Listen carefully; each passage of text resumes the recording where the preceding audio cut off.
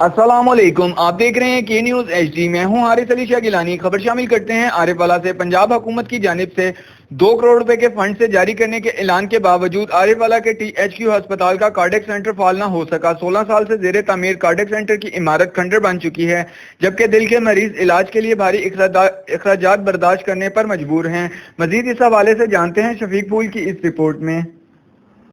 3 हुकूमतें गुजरने के बावजूद भी THQ अस्पताल में कार्डियक सेंटर की तमीर मुकम्मल ना हो सकी। सन 2004 में खती रकम से कार्डियक सेंटर की तमीर शुरू की गई, मगर 16 साल का अरसा गुजरने के बाद भी कार्डियोलॉजी वार्ड फाल ना हो सका, जिसके बायस दिल के मरीजों को इलाज मुआवजा के लिए सख्त दुश्वारी का सामना है।